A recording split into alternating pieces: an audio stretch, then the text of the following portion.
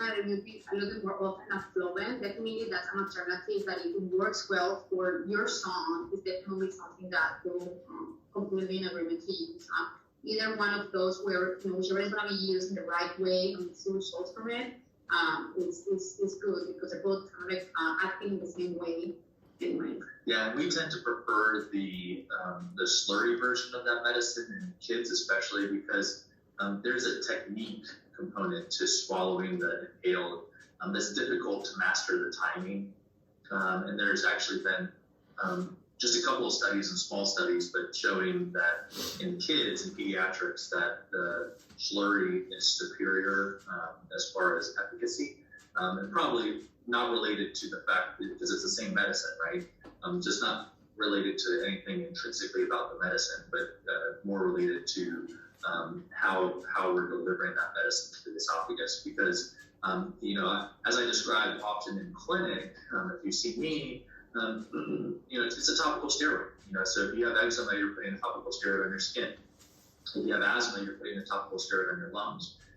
In eosinophilic esophagitis, we want to get the topical steroid to your esophagus, and so you can do that in a number of different ways. And the slurry is kind of a nice vehicle to get it there, so that you're taking a liquid preparation of steroid, mixing it with something thick like honey syrup, and swallowing it.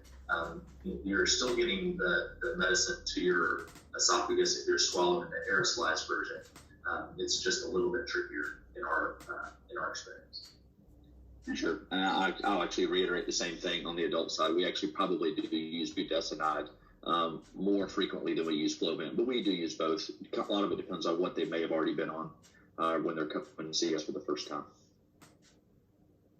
Okay, thank you. And here's a great question. Is there any known connections to eosinophilic esophagitis and physical exhaustion? I'll handle that one. I think that is an interesting question.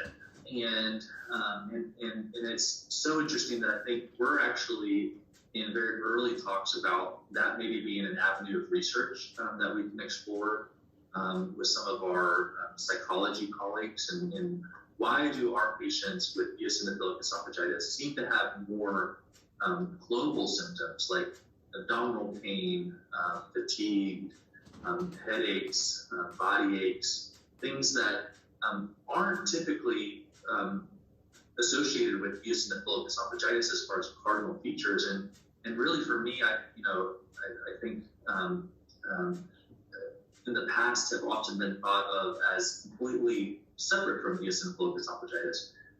But I see them connected enough and in a way that's consistent among patients that I see in clinic that I think they're connected in a way. And we're not sure why. But there are many examples of inflammatory conditions that then lead subsequently later on to symptoms that can be more generalized, like fatigue and pain. And I think thinking of the pandemic that we're living through right now is a great example, right? So we all know that there are patients that have COVID, get really sick, lots of inflammation. And then can have long-term sequelae that even after that inflammation, that infection is gone. So there is something about inflammation in the human body that can dysregulate the body's responses to other stimuli that can lead to pain, fatigue, things that we just don't understand, but we should start to think about and understand better. So it's a great question, definitely not random, and hopefully more to come on how to not only understand why that's happening, but also treat it. I think we treat it currently to the best of our abilities, but we're not happy with where we are with that either. Thank you.